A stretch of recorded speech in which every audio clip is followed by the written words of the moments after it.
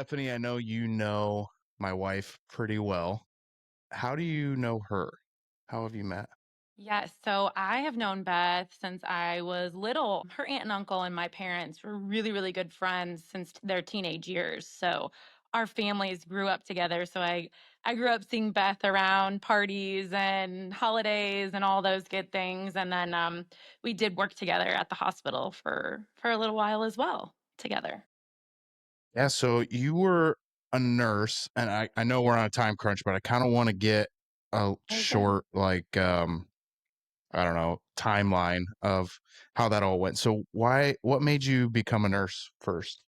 So initially I graduated from Bishop Dwenger here in Fort Wayne and would wanted to be a Man, dentist.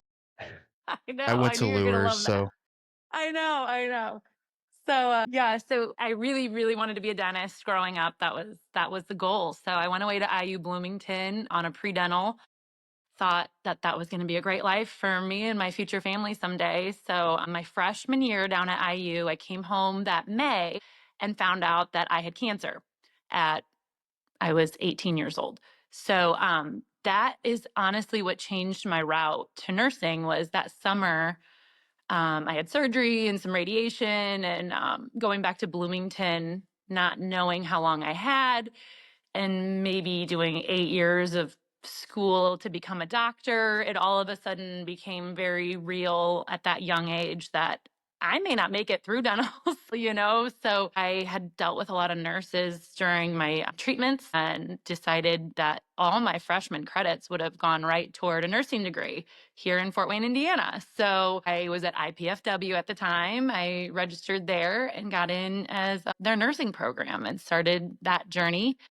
And that's when I got a job at Parkview as a patient care tech and met Beth on the coronary ICU unit. And that's where they hired me in. And I wanted to do that during nursing school because I knew I'd get a lot of really good experience on being a nurse in the ICU. So we worked together there. I was 3P to 3A, so our shifts weren't always exactly the same, but I saw her for a few hours a day at least, and she was unbelievable. I learned so much from that unit. So that's kind of how it happened. that's where you ended up working was in the ICU. Yes, I was coronary ICU as a patient care tech. And that's where that was the unit Beth was on. And so that's where we definitely got closer, was because we were saving lives together. And that gets you really close with the people you're around. And she's amazing at it. She's so talented. So that was pretty cool. How long were you a nurse for? So that June that I came home from my freshman year, I turned 19. And in September, my grandpa turned 75. And since my grandma had passed years prior, he had had his daily routine. And that consisted of eating at Cosmos every day at 10:20 a.m., parked in the same parking spot, eating the same meal every day. And so at his party we threw him in September, we invited Panos and Wendy, who owned and ran that Cosmos, because they became really good friends with him as he was a regular there. So Panos and Wendy came to the party. I was obviously at the party for my grandpa. And that's where Panos and I started talking. I mean, I obviously knew him from years past. We'd gone to St. Jude's, and on the way home, my parents lived near Georgetown. We'd stop at Cosmos on Coliseum and eat breakfast after church. So I knew him from that, but not on like a personal level. And I was obviously back from school, and we got chatting that night at my grandpa's party, and honestly, we've pretty much been together ever since. So that was 20 years ago. So he was in Awesome. the restaurant business, obviously, when I met him, and really was another pushing factor for me to stay home, get my nursing degree, honestly, because insurance purposes too, with the restaurant world and self-employed, you know how that goes. No insurance. So that was kind of, I thought, just a really smart road for us to go down. We were pretty serious by then, and so it was just kind of an easy transition for me. So then how long did you end up being a nurse for then at that point? Okay, so I was in nursing school then. So I graduated in '09, and we got married in '09, and then had my daughter in 2011. So only a few years, my cancer came back after her and came back with a vicious vengeance. So I think it was always there. It was just hiding. And then the hormones of the pregnancy made it go crazy. So after I had her, she was 3 months old when I found out I had 5 tumors in my neck.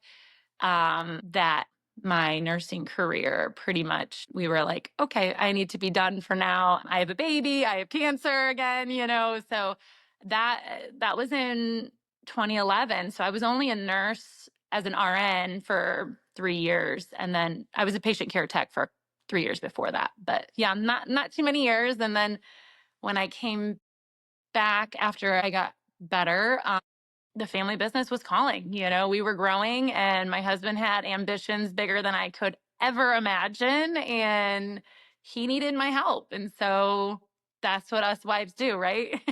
We jump along and support. So Yeah, I definitely want to talk about that. What was before we get to that, what did you enjoy most about being a nurse or a patient care tech? What drove you to continue doing that for the years that you did? I think what drove me with was just customer service, which I have in the restaurant too. Patient care. You know, I love people. I love talking to people. I don't like to be bored. And in both those careers, neither of those are a case. And so I think with customer service, being good on my toes in stressful situations, multitasking, all of those things as a nurse transitioned into the restaurant world fairly easily. Hoping, because I definitely have done multitasking and when I was in EMS, and I'm hoping that transitions to what my big ambitious goals are as well. They So will, I'm telling you. at that point, the did your did your husband start the business or did his dad start the business? So his dad started Cosmos on Coliseum back in 1995. He was in high school then. So he helped start it. You know, it's a family business. So he was definitely in the front. He was a manager eventually for his dad, but he started from the bottom, you know, busboy up and dishwasher and all those things. And then he ended up managing his dad's store on Coliseum. And then when the halls in Canterbury went for sale, my husband was 19 and he said, Dad, we need to expand. I need to have that location. Let's do another Cosmos. And I think his dad had never thought about multi locations before. So they got together and they ended up purchasing the Canterbury location from the Halls family and opening Cosmos Canterbury. Pretty much ended up being Panos's store, and then his dad ran and family ran the one on Coliseum still, and then Panos ran the Canterbury one. So when we met, he had the Canterbury one, and I was a nurse. Been to the one out at Canterbury, and that place is just absolutely awesome. The food is so good, and people are all extremely nice. I've always loved going there. Where did how did it end up growing from there? So you had Cosmos. How did you guys grow to Salvatore's?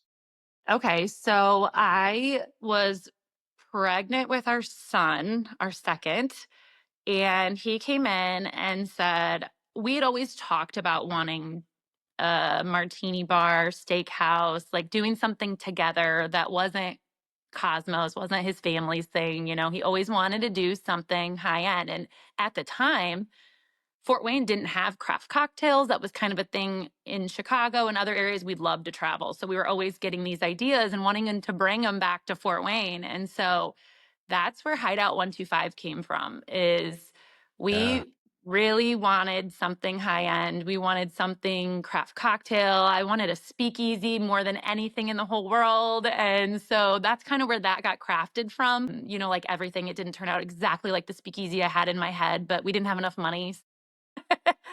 We did what we It was still could, you awesome, know. though. That Thanks. place was It's an awesome awesome. The restaurant food was now, so good. but yeah, it's a great restaurant. I was super proud of it. We put every penny we had. We were borrowing from his dad last minute. It was so embarrassing, but we did it, and we got through with two small kids on board too. So that was kind of our first thing together outside of Cosmos. But we always had that Canterbury location that was paying our bills. Thank goodness, because we were broke as a joke at that point. So yeah, Hideout became super successful. I mean, we worked our tails off. We learned so much during that process of working together as a couple. Uh, Yeah, you laugh. That was super Can only fun. imagine. Yeah, I'm sure you can only imagine. Like, we both thought we were the boss, and at the end of the day, we weren't. We had to have one boss. So I ended up kind of managing the store. Just we didn't have to pay a manager. We saved some money, and then he ended up kind of running it as an owner standpoint. But I had just had my baby in May. We opened that store in July. So I was still nursing our little guy, and he was a baby. So he needed his mom a lot. So I was giving as many hours as I possibly could, but also, trying to take care of the kids too. Yeah, we ended up deciding to sell that about 3 or 4 years after we had opened it. It was a lot. We looked at things like we had to be there every minute of every day, and we didn't want to hire managers or help because we didn't think we could afford it, and I don't know. We just had different outlooks back then, and we were exhausted. So we ended up selling that and we still had Cosmos at the time. And then we took a year to just get back to our little family. And then our business partner currently, Alex Valdez, approached us and asked us out to lunch about a year after we sold Hideout. And he said, I want to partner with you guys. I want to do something. You two, I want to do, we weren't going to let him become a partner in Cosmos because that was Panos' family's business. It wasn't really ours. So we were kind of thinking outside the box on what we could do. And Salvatore's was at the time on the market for sale. So Panos spent months looking through the paperwork and the numbers and the products. And oh my word, it's such a process, let me tell you. But between him and Alex, they decided that this was the best thing for us to do. So we purchased Salvatore's, it was in November of, oh my word, I think we've been 6 or 7 years ago now. And there was two of them, New Haven and Illinois Road. So those were the two that we bought. Within like 6 months, I had them both, redecorated the way I wanted them. And we had service and everything up to our standards. And we were happy. We were doing great. Alex, our business partner, obviously took care of everything kitchen, and we took care of everything front of the house. And we just realized it made a great partnership, and we worked really well together. Yeah, So that's that's, awesome. that's how Salvatore's came about. What's been the biggest headache, I guess, with going through all of that? I'm sure there's a few, but what's been the biggest one? Yeah, I was going to say in the restaurant business in general, but COVID sticks out, as a huge stress that came into our lives very quickly, like a wrecking ball, I want to say. We were on this growing our team, expanding our stores. We kind of stuck our neck out on the line and decided we're going to open another Salvatore's. I think this town could use it. So we were under construction at our Auburn store. That was the first one we opened, just us, and not the Lido family who had Salvatore's before. So we had the two going, and we decided we're going to get this spot in Auburn. Auburn needs an Italian restaurant. So we signed that lease in January. COVID hit in March. And so we were under construction at that point, so far in. We had a carryout window added, and the construction got done June 1st, and we opened a restaurant during COVID June 1st.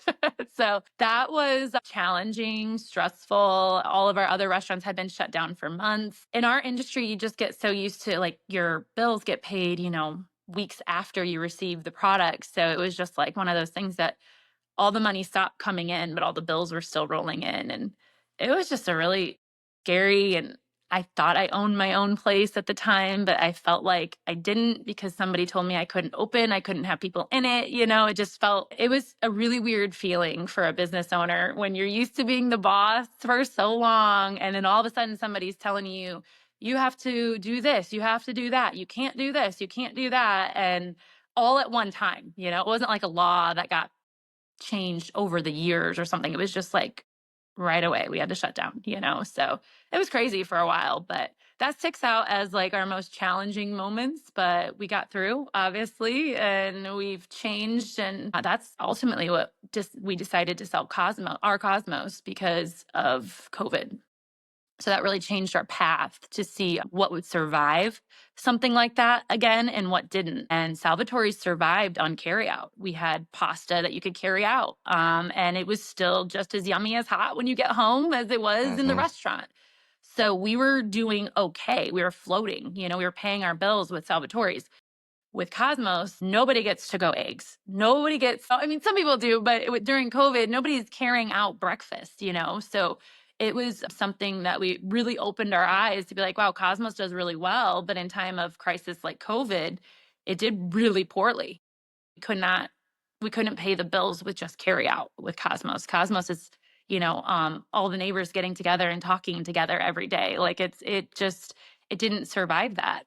That was one of the main reasons that we ended up selling our Cosmos. I don't even know how many years ago now. I feel like it's 3 or 4, but my husband is the numbers Mhm. guy. I don't know. Luckily for that. No, but it does speak volumes about you guys because there was quite a few, at least in our area, there was quite a few restaurants that went under because of COVID and of course Yeah. across the country as well.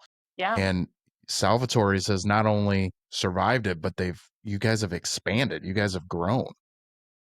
Every year we're focused on, trying to open another one. This year will not be the case because we took on so much other, but yeah, we've every year. So we're up to number 7 with Salvatore's. We bought with 2 and now we're on location number 7 was Waynedale this past July. We opened one. So yeah, we're very excited. We got one in Warsaw that's doing really well. It's one of our best stores, to be honest. So yeah, we're excited about that brand. We love the food, obviously, and yeah, they do well. So What is if you want to talk about it, you can. If you want to tell me to forget it, then go ahead. But what is your okay. guys' end goal? Like what does your guys' big picture look like?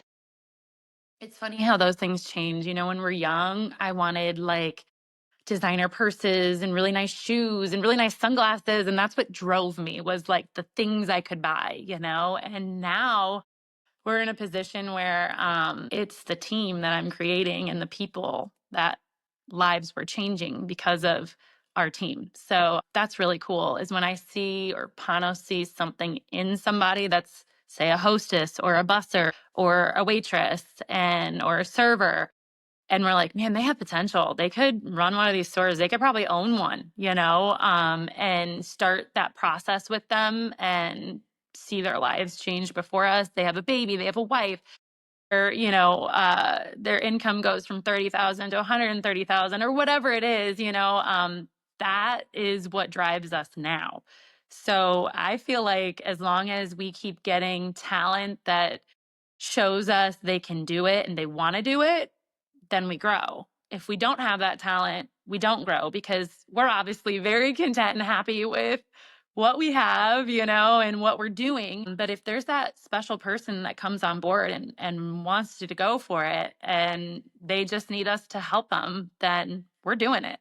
And that's kind of been the last year of our life with the purchase of Powers. It was actually 1 year ago yesterday that we purchased Powers. So in that year, we have added some brands to the Salvatore's restaurant group that we are super excited about, and Powers being one of them. And that in those cases, if it's not Salvatore's, we're bringing on managing partners that we see true value in. So they get a percentage of the sales at the end of the year, and they basically operate that store as an owner.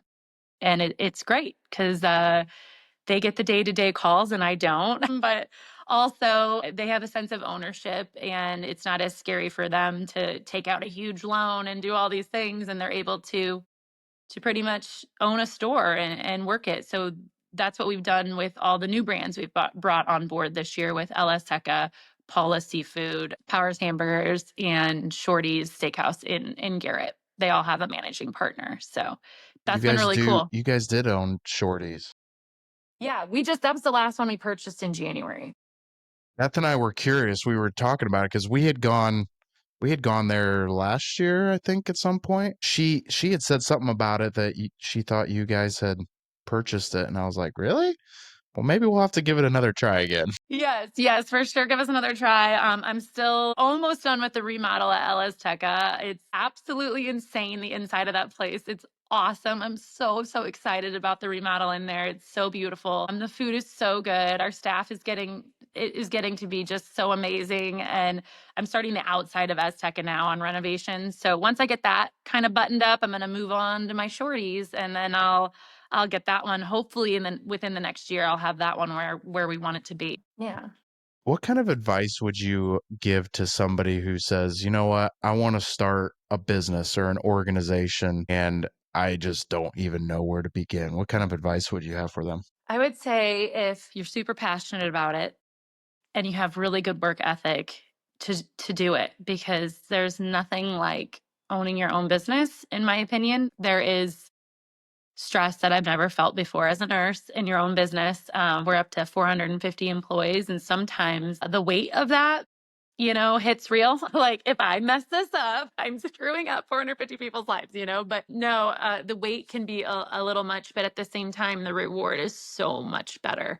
And I truly believe there is an entrepreneur spirit just naturally born in some people. And that person in my life is my husband. He is an entrepreneur to a T. He is a go getter. There's not much that he doesn't think we can do. And we do make a really good team where he is weak, I am strong, and where I am weak, he is strong. That has really gotten us through the toughest times. So I would say finding not doing it alone, having that partner that completely supports you and is able to, like when I needed to, I was able to give up my career for our career. And that definitely is, what put us on the map is our team. You have to build a team, and to grow, we can't do it alone. There's only so many hours in a day, and your kids grow up so fast that you don't want to miss it. Getting those people around you that you can trust and that see your vision and maybe see even more than your vision, that to me is the key to success. I obviously, what I'm doing is nothing compared to what you guys have going on, but I think one of the things that I've noticed is nothing happens quickly. We live in a world where we expect things to happen right now, that immediate Instant gratification. satisfaction. Yeah, and it's tough to kinda sit back and be like, "Wait, this is gonna take time. You gotta build it slowly. You just gotta go through the motions," and I think that's one of the hard Right. things, at least for me to remember. I've got all these amazing ideas of things that I wanna do, but I could sit here the rest of today and try to do something. It wouldn't even be a dent compared to what would need to be done over a Right. period of time. Right. Yeah. Yeah. My husband doesn't have much patience, to be honest. So that has been a difficult. Same. Yeah.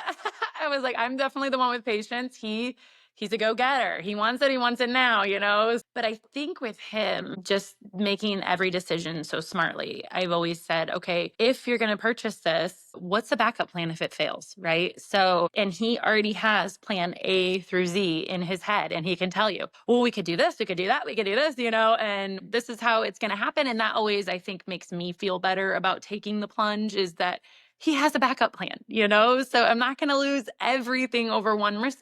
Everybody makes mistakes, right? Like we're never going to always be amazing and everything's going to make it. Like at some point, I'm sure something's not going to, but he has us in such a position that it won't sink us. We won't lose everything, And I think as a woman that feels really comforting, is that and makes me be able to trust him more, knowing that there's always a backup plan to something if it doesn't work out. Because let's be honest, in this world, you never know what's going to take, what people are going to like, what people aren't going to like. So, you received an award, is that correct, for 40 under 40? Yes, I just did a couple weeks ago before spring break. It was super surprising and humbling all at the same time. I think as anybody, I don't feel like I deserve it, but I feel like my team deserves it. I feel like all the people that work with me deserve it. I couldn't do it without them. So it's just like for me to receive it, I just felt like so odd because I just really look for my team. I couldn't do anything I do without them. I wouldn't have the financial means to do it without all of you dining at our restaurants. There's such a bigger picture for me than just me. But one of our business partners, Jeremy McLean, I guess, nominated me. So he still claims he didn't, but I'm pretty sure that's who the culprit is. And just by some of the things he said, but yeah, you can nominate people under 40 years old that they feel like in the business world are making a difference. And so that really meant a lot. And then I think they said they had over 200 applicants or whatever. So that the fact that they chose me was really cool. Yeah, I mean, my family, my mom and dad have helped me raise 2 kids because of the world I live in, and my sister has helped me raise my children. We just had so many people that help me and are, around and able to do all these things so that I can do what I love most, which is, giving back to our community and kind of restaurant rescuing some of these classics that I don't want to see go under and I want to see my kids dine at. The opportunity to purchase a piece of history in your town doesn't come along too often. And so that's something that's really special to me and I don't take it lightly and I want to preserve them for as long as I can. And so just so many people go into that for me to accept it for just myself seems so wrong. But yeah, I was pretty excited about it. Yeah, that's pretty awesome. Think I saw a Facebook post. It had to have been a couple weeks ago when it was announced that you received that award. That's awesome. Yeah, so it was pretty cool. I think we do a turkey and toy giveaway every year in December at the restaurant that I organize, and I think Jeremy sees like how much I put into that and my heart, and it's an all year around thing that I'm constantly looking for sales on toys, and purchasing toys, and my attic is completely full of them all year round. I'm preparing for our big day in December for any kids that might have fallen through the cracks in the system, and need a little help. We've been doing that for like 10 years plus maybe now, and it just keeps growing bigger and bigger every year. And so that's something I'm super passionate about. These dine to donates for kids that have cancer. I mean, let's be honest. I just have a heart for all the children, and so I do a lot of my day to day is taking care of our community and giving back because I just know I wouldn't have what I have if it wasn't for all of you. So I feel like that's what we're called to do. So that's what I do. Well, as we wrap things up here, because again, I know we both have a little time restraint here. Is there Yes. any last words that you would like to give, words of advice for anybody or any encouragement that anybody might be listening? Well, number one, I couldn't do it without our Savior, Jesus Christ. He's definitely number one. I highly advise you, if you do start a business, keeping him center of it. I truly believe that that's what's gotten us to where we are today. In our industry, it's probably not common that that's what the owners focus on, but we pray with our team. We talk about intentions. Everybody has something going on in their life. And to bring that to the table at work in the morning and let's pray about it together and let's team group on this. Obviously not all of my team might be Christian and I always say that you don't have to participate, but just bow your head and be respectful or whatever, and I truly feel like that was the turning moment in our career. Was we focused on him first and spreading his word, even in our industry where it can be pretty difficult to do. We've been trying to integrate it more and more and more, and I truly see the benefit of it now, and I always have, but just more now, as the bigger we get, it's sometimes harder to do. But we really try to focus on that. And I always feel like if you put him center and first in anything, business, marriage, children, that you're never going to regret it and you're never going to go wrong. It's powerful. That's really awesome. I'm glad to see that there are more.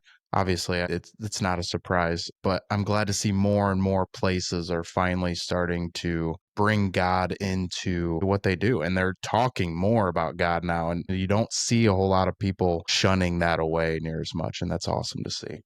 No, you don't. I do offer it as an option. If you need to walk out or whatever, not one has walked out. And like, not that they've maybe all participated, but they're respectful and they bow their head. And who knows how many, may have never even known who he was until they came to work at Salvatore's or something, and you never know who you can touch and who you can help. So it's always super important to us that's the core.